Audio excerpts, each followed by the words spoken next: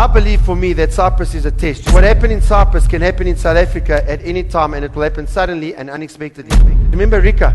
All of you remember Rika? Because if you didn't get yourself registered, your phone stopped working. You live in a world that is filled with information. This is the Active Church.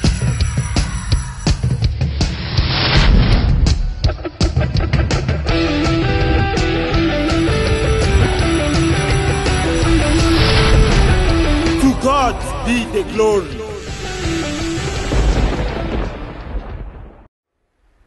And so the reality is, yeah, gold's a safe haven as long as the government doesn't decide to confiscate it. And then some people pump their investments into property.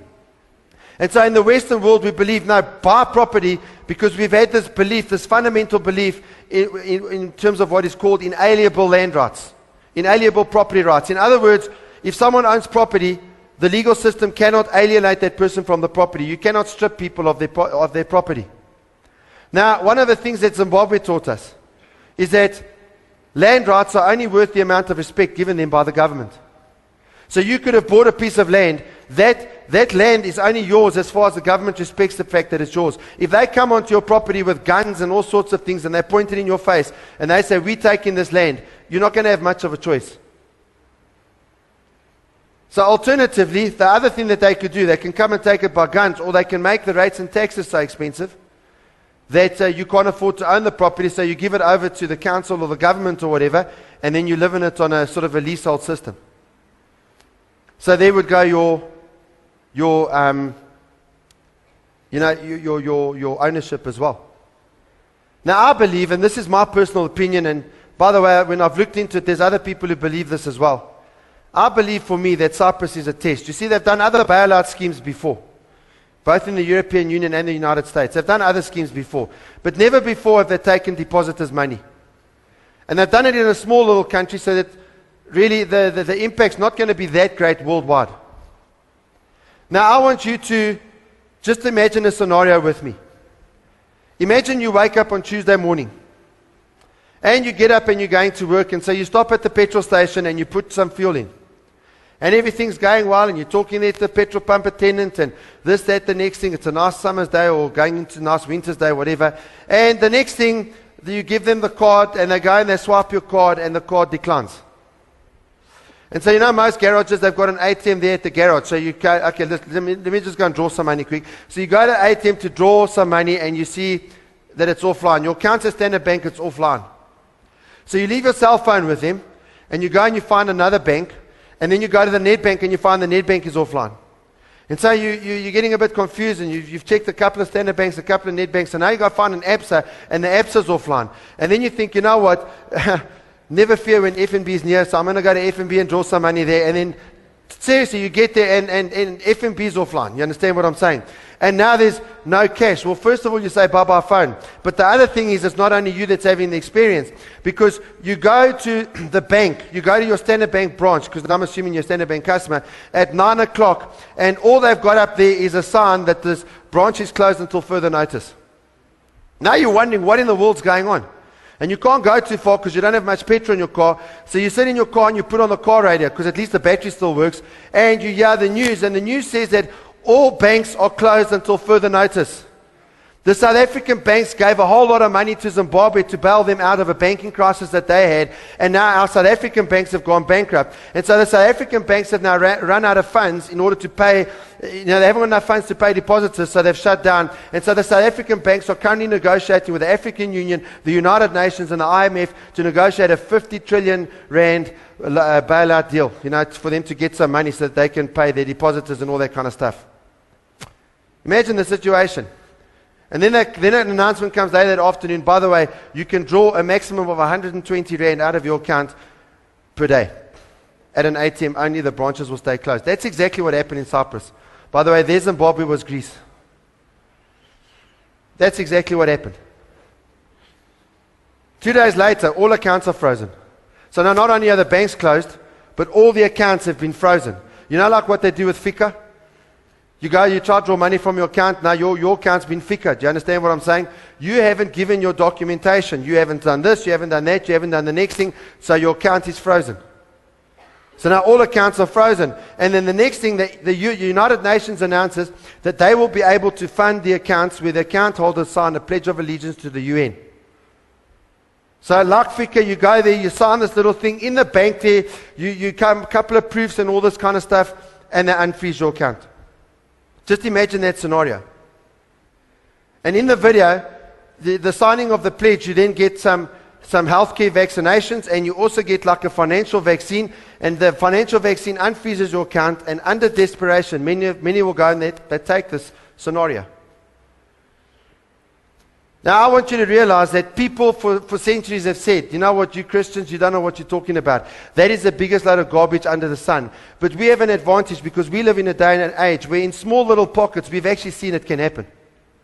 We've actually seen that people pitch up at work at a gigantic, massive organization, and it's happened in the States, and they find that the doors are closed, they don't have a job anymore because their company's closed down.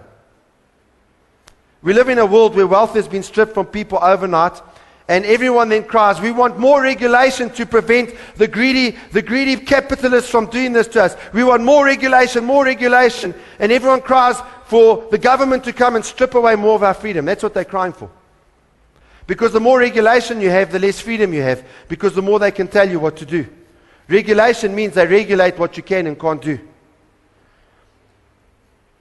Everyone who is awake does not trust a news bulletin today. Everyone who is awake realizes that what happened in Cyprus can happen in South Africa at any time, and it will happen suddenly and unexpectedly. The people in Cyprus did not expect this to happen. It came out of the blue. And they know that they cannot trust man or governments of men. They know that. They know that governments can make promises, and then they can break those promises just as easily. Now, I want to just tell you a piece of reality now. You know, when you look at the whole mark of the beast thing, I remember even when I was growing up, I didn't know how they could do this thing where they could put a mark on everyone and prevent you, completely and utterly prevent you from any economic activity if you hadn't taken the mark. I want to tell you, for anyone who's been in the IT industry, especially if you've worked in the banking world or with SARS or something like that, it's very possible today. In fact, they've just done it in South Africa to Julius Malema. They've stripped him of everything. And they still want to put him in jail because they say he hid some of his money. To be honest, if I was in his position, I'll also be hiding some of my money. If they take everything, I'm going to hide something because I've got to eat. You know what I'm saying? They've done it to him. But you know, he's a bad guy, so it's okay to do it to him. But what happens if they start doing it to you one day? And I want to tell you that the conditions for the beast are already being set in place. You know, the beast spoken of there, they're already being set in place. If you look at some of the legislations just in our country, and the scary thing is it's not just in our country, that control freedom. They're busy putting in what they call hate speech legislation and hate crimes legislation. What this does is it criminalizes thought. It says if I think James is a bad guy, I can be thrown in jail for that. And if I kill James, I not only get tried for killing him, I get tried for killing him plus having those thoughts about James. So whereas I would have got life, I now get death, you know what I'm saying, or something like that. That's what hate crimes legislation is. And then on top of it, if you look, now it hasn't happened here yet because they've tried to do it and people freaked out, so they haven't done it yet. But there's been a lot of media legislation that has been put in place. The most recent examples in Britain. They say, we can't trust these newspapers, so we need to put in regulations in place so the government can stop the newspapers from doing things that are illegal. But the issue is the moment the government does that, then they can control the news media. If you look in South Africa, how many of you just put up your hands if you remember when they put FICA in?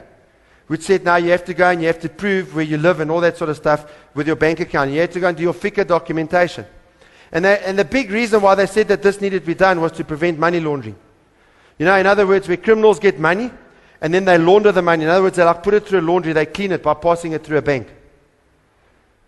So in order to prevent money laundering, we now put FICA in place. And then they put RICA in place. Remember RICA? All of you remember RICA. Because if you didn't get yourself registered, your phone stopped working. You remember that? And all of a sudden you had piles of people queuing there to get their phones RICA'd because all of a sudden they couldn't use their phone. What that means is that they can trace you wherever you're going. Because with that came legislation that they can bug your phone without a warrant, without a court order. And they can listen to every conversation you got. And some of you are sitting there thinking about all the stuff you do on Facebook and all of this kind of stuff. And yeah, there's people watching you. Literally, there's people watching you. You know, you think you're doing that stuff in secret, where you're having that secret conversation with another person, but it's not secret because there's people watching you. That conversation could come out at any time. All right? Regulations remove freedom. And when there's regulations in place, if the government has good motives, that's okay. But when an evil person runs a government, there's a huge problem. Now, I've just set the scene there for you. And I just quickly want to tell you, because whatever the beast does, he'll do suddenly. And I just want to tell you about the impact that the beast will have, according to those verses that we read earlier. The first is, his demands will ignore people's status. His demands will ignore people's status. He won't care about what status a person is. And if you look at Revelation 13:16, he required everyone, small and great, rich and poor, free and slave, to be given a mark on the right hand or on the forehead. Okay, he will require the mark from everyone. Whether a person's stature is small or great, whether a person is rich or poor, whether a person is a free person or a slave, whether a person is an employer or an employee, whether a person is a street sweeper or a judge. It doesn't matter. Okay, he will require the same thing of everybody. Everyone will be in the same boat. And your status will mean nothing. You know, if you look at people, they buy clothes because they get status out of clothes. They buy nice cars because they get status out of cars. Your status will mean nothing. Your bank balance will mean nothing. Your position, no matter how powerful, will mean nothing. All right? He will require the same thing from everyone, and they'll be required to take the mark, and the mark will be some sort of an act of worship. And once it's taken, that's it. They've sold their soul. The second thing that we see in terms of the impact that the beast will have, he will restrict economic activity. You know, economic activity, the ability to buy and sell. Revelation 13:17, and no one could buy and sell anything without the mark, which was either the name of the beast or the number representing his name. All right? No one will be able. He will restrict the economic activity of the rich, of the poor, of the powerful, of the weak. No one will escape his power. Okay, he will have the power to severely restrict all economic activity. And something about the mark, it will not be his name, but it will be directly related to his name. It will be representative of him. And when it comes, there will be people that will warn others not to take it. But many will be fooled and they'll reply, don't be ridiculous. We are sick and tired of your stupid conspiracy theories. Don't talk rubbish to me. Man, I've been hearing this forever and a day. People have been saying this forever. Don't talk rubbish. I'm taking the mark. The beast will do this by causing a crisis. He'll cause a crisis. And I'm very, very suspicious of governments because, you know, I look at many of these crises that have been taking place. Have you noticed every year these days we seem to have a big crisis? There's a crisis of global warming. There was the crisis of 2008, the global financial crisis. Okay, and then they started calling it the GFC. You know, they even give a name for it, the GFC. And in 2009, another crisis. 2010, there was another crisis. Then there's a crisis now with Egypt. And then there's a crisis with Syria. And now Cyprus and Italy and Spain and Ireland and all of these places. There's all of these crises all over the place. And the governments come in on their white horse, you know what I'm saying? And they come and they save the day. That's exactly what the beast is going to do. He'll cause a crisis. He'll present himself as a solution to the crisis he created. And if you think this is far-fetched, just look at the world today. Really, just go and look at the world today. Go and look at how even the so-called governments of free countries are manipulating things in order to get people to vote for them and in order to get things to go their own way. There's an example of this is that the Egyptian revolution was held as a victory for freedom and democracy. They ousted a tyrant called Hosni Mubarak. But the government that has replaced Hosni Mubarak is even worse than what he was. They've done things that he never even done. There's been a major clampdown on freedom that's taking place in Egypt right now. And the world's media is keeping silent about it. You see a little report here and a little report there, but you don't really see what's going on there. And the people in Egypt are incredibly unhappy. But it's like an iron screw that's just being twisted the whole time and being forced down on them. If you look at the real events and the real abuses, the world's media is silent. And so I want to just give you a piece of advice here. Be alert. You live in a world that is filled with information. But you've got so much information now that you're not sure which is true and which isn't. Right? And I want you to realize that. You cannot be sure which is true and which isn't. The third impact that the beast will have, he will fool multitudes. Even the majority. Revelation 13 verse 18. Wisdom is needed here. Let the one with understanding solve the meaning of the number of the beast, for it is the number of man, and his number is 666. What I want you to realize, we live in a society today that believes if the majority of people have the opinion of a certain thing, then life should go that way. Okay, isn't it true that when you look at this, everything goes according to public opinion? Now I want to tell you this, prior to the rise of the beast, as I said, the world will be in major crisis. There will be threats of wars, there will be wars, there will be famines, there will be diseases. And then the beast will rise up and he will be hailed as a savior for the world. And people will be fooled by him in droves. And again, people say, you know what, that is utterly ridiculous. There's no ways that could ever happen. But you know, I'm a kind of person, I love to watch elections. I know for some of you, you might think, you know, that's totally boring, but I love to watch elections. You know, when they have the US presidential election, I sit up till the wee hours of the morning watching the elections. And I watch them analyze this county and that state. And then they talk about the red states, which is the Republicans, and the blue states, which is the Democrats. I love to watch that stuff. When we have our elections here, they don't have enough election coverage for me. Especially once the results are coming in. I want them to analyze, and I just love that kind of stuff. And one of the things that I'm amazed by, I watch elections, and they've just had elections in Kenya now.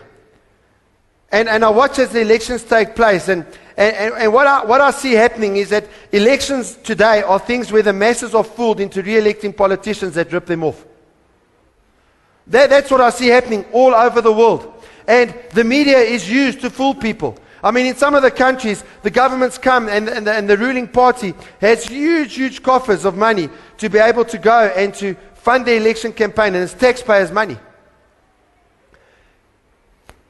And I watch many times as people keep leaders in power, often against their own interests.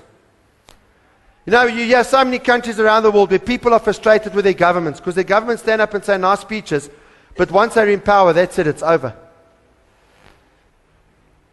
Imagine if the same thing that happens today, where they can manipulate people's public opinion and stuff like that, you have a leader that's got those things at their disposal, but not only do they have that, they have supernatural power.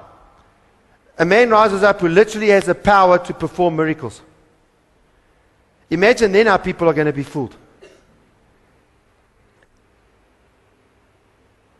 I'm telling you, they will fall for him like flies. People say, yes, Gavin, you're an idiot, it's never going to happen. But you know, when you sit down and you think about it, there's so many things that have happened in the last 5 or 6 years that people said would never happen. 10 years ago, if you said that this was going to happen in Cyprus, people would have said, you're mad, it will never happen. And yet it's happening, and the things are getting worse and worse and worse. And you know what, I want to tell you that at the end of the day, one of the things that I'm realizing more and more is that the only way for me to be able to sift through information as to which is true and which isn't, even in terms of what's happening in other countries and things, the only way to do it is when I go and I study it in terms of what does the Bible say about it. First there were 8.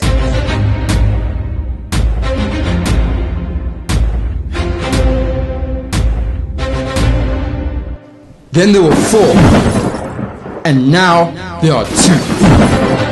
Come see the final battle for the A Factor title on the 1st of November at Active Youth Project 1000 at 6:30 sharp.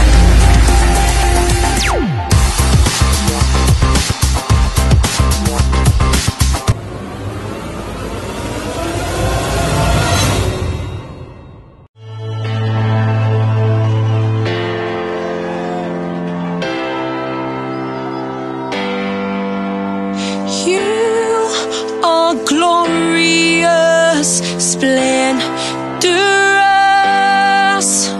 You are my joy, my fears you will destroy. You shield me with your loving arms.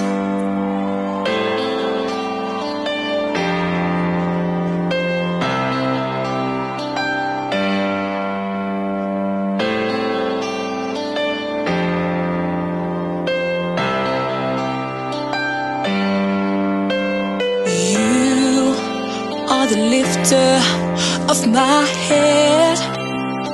Oh, you're my comforter in times of distress.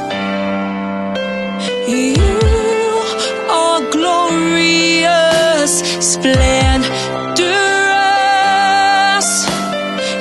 are my joy, my fears you will destroy. You shield me with your loving arms.